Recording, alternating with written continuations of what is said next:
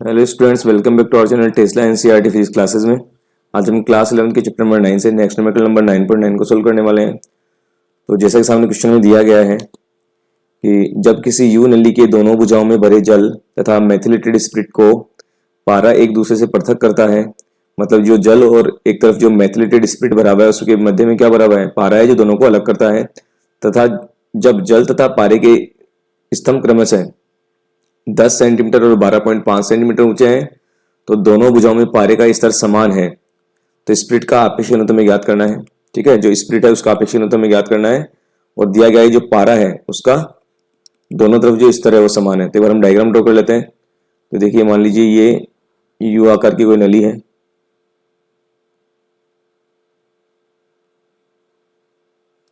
ठीक है, तो इसमें एक तरफ जो भरा हुआ है, मान लीजिए पानी भरा हुआ है, और हम इसका कलर चेंज कर लेते हैं। मान लीजिए ये जो इसमें पारा भरा हुआ है और इसका जो दोनों तरफ जो लेवल है, इधर और इधर क्या है, पारे का लेवल समान है। और जो तीसरा जो पार्ट, तीसरा लिक्विड है वो क्या है, हमारे पास स्प्लिट है। इसका लेवल हम ऊपर कर देते हैं क्योंकि क्वेश्चन में बोला है ऐसा। तो यहाँ थोड़ा मिसप्रिंटिंग है क्वेश्चन में। यहाँ लिखा जब जल तथा पारे के स्तंभ, पारा नहीं है, यहाँ पर होना चाहिए स्प्लिट। ठीक है, ये वाला जो पार्ट यहाँ होना चाहिए स्प्लिट। स्प्लिट जो एक तरफ जल भरा हुआ है, एक तरफ स्प्लिट भरा हुआ है, तो इसका जो हाइट है अपने पास, जल की जो हाइट है, एक तरफ जो ऊंचाई है वो स्तंभ की ऊंचाई दी है 10 सेंटीमीटर, और दूसरे एंड पे जो हमारे पास स्प्लिट है उसकी हाइट हमें दी गई है 12.5 सेंटीमीटर। और इसमें जो पारा भरा हुआ है, ये दोनों तरफ इसका जो लेवल है वो समान है। तो अगर द्रव का अगर लेवल समान, तो इस तरफ का जो प्रेशर होगा, इस पॉइंट पे प्रेशर एक ही लेवल पर जो द्रव में जो प्रेशर है वो समान रहेगा। तो अगर प्रेशर इधर पी है तो इधर भी प्रेशर क्या होना चाहिए, पी होना चाहिए। अगर बाहर दोनों तरफ, अगर वायुमंडल में ये दोनों पार्ट जो यू नली, अगर दोनों पार्ट अगर वायुमंडल में खुले हुए हैं तो इस पर वायुमंडलीय प्रेशर पी होना चाहिए, तो इधर भी प्रेशर जो है पी होना चाहिए। तो हम दोनों एंड के प्रेशर निकाल लेते हैं एक बार। देखिए, तो प्रेशर का फॉर्मूला जो क्या होगा, इस वाले पॉइंट के लिए जो प्रेशर क्या हो जाएगा इस लिक्विड के लिए, एक तो प्रेशर जो रहेगा एटमोस्फेयर की वजह से, प्लस जो इस लिक्विड की वजह से जो प्रेशर है। तो पानी का जो मान लीजिए घनत्व है हमें पता है, रो डब्ल्यू है, जिसका मान हमें पता है कि 1000 किलोग्राम प्रति मीटर क्यूब। अगर या सेंटीमीटर की बात करें तो 1 ग्राम प्रति सेंटीमीटर क्यूब होता है ना। इसको हम सॉल्व कर लेंगे। तो जो प्रेशर होता है किसी लिक्विड की वजह से, अगर द्रव स्तंभ जो अगर एच ऊंचाई तक बढ़ा हुआ हो तो प्रेशर कितना होता है, P equal to rho g h. ये प्रेशर होता है लिक्विड के कारण, एच हाइट पर, एच या फिर डी गहराई हो तो डी, यहाँ पर गहराई के लिए हो जाएगा।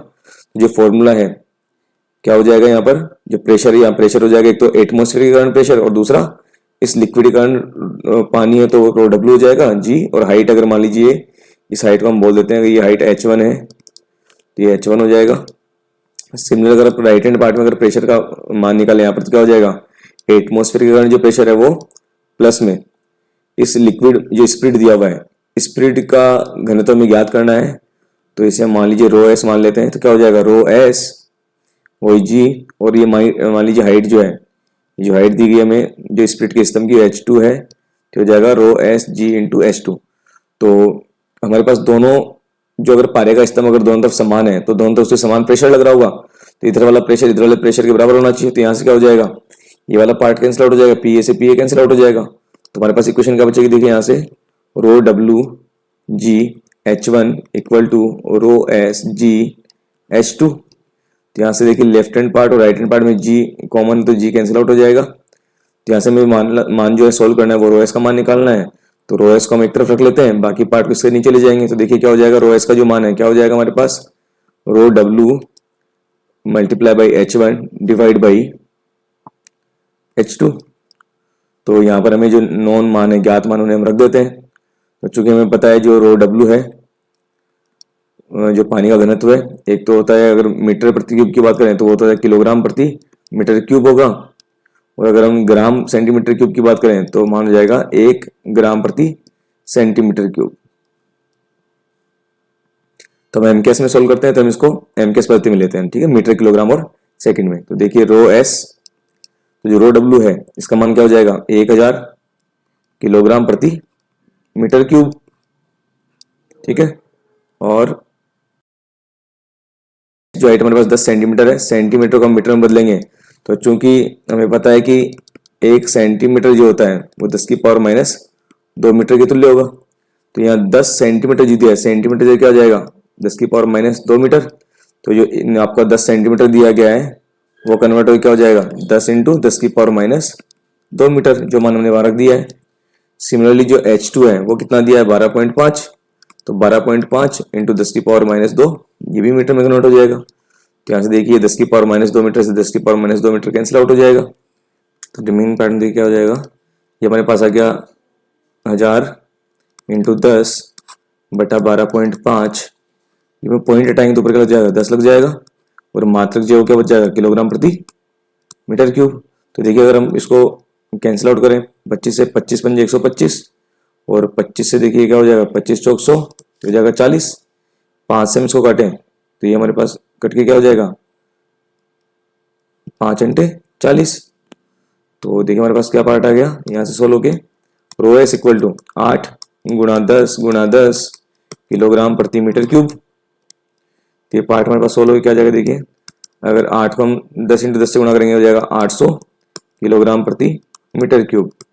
तो आगे हमारे पास जो भी हमें द्रव दिया गया, मतलब जो स्पिरिट दिया गया था, स्पिरिट का घनत्व आ गया है, जबकि हमसे क्वेश्चन में क्या पूछा गया स्पिरिट का आपेक्षिक घनत्व पूछा गया है। और आपेक्षिक घनत्व क्या होता है, किसी भी द्रव का जो ज्ञात द्रव है मतलब जो जल है उस मानक द्रव मतलब जल के सापेक्ष का घनत्व क्या है, तो यहाँ जाएगा स्पिरिट का घनत्व और बटे में जो जल का घनत्व है। तो हमने स्पिरिट का घनत्व ऑलरेडी ज्ञात कर रखा है, तो हम दोनों के मान यहाँ पर रख देंगे और सोल्व कर लेंगे। तो इससे क्या मिलेगा हमको स्पिरिट का आपेक्षिक घनत्व मिल जाएगा। तो स्पिरिट का जो घनत्व कितना है हमारे पास 800 किलोग्राम प्रति मीटर क्यूब। सेम हम जो जल का घनत्व वो किलोग्राम प्रति मीटर क्यूब में रखेंगे तो कितना जाएगा 1000 किलोग्राम प्रति मीटर क्यूब। तो किलोग्राम प्रति मीटर क्यूब से किलोग्राम प्रति मीटर क्यूब कैंसिल आउट हो जाएगा। तो हमारे पास जो स्पिरिट का आपेक्षिक घनत्व सोल्व हो गया है उसका मान कितना जाएगा हमारे पास 0.80। 800 में भाग दिया तो 1000 कितना जाएगा 0.80, क्योंकि 2 जीरो से 2 जीरो कैंसिल आउट हो गए, एक अंक के बाद पॉइंट लगेगा और पॉइंट से पहले क्या होना चाहिए एक संख्या होनी चाहिए, तो क्या हो जाएगा हमारे पास 0.80 हो जाएगा ये, ठीक है। और अपेक्षित घनत्व का एक अनुपात है तो क्या होगा अनुपात का कोई मात्रक नहीं होगा, तो क्या हो जाएगा मात्रकहीन या विमाहीन राशि होगी। तो स्पिरिट का जो अपेक्षित घनत्व निकल के आया है कितना जाएगा 0.80। ये हमारा फाइनल आंसर होगा। तो आशा करता हूँ आपको सॉल्यूशन का मेथड अच्छा लगा होगा। फिर भी किसी को कोई डाउट हो तो कमेंट सेक्शन में कमेंट कर सकता है। अगर आपको वीडियो अच्छा लगा हो तो please like and subscribe my channel. Thank you.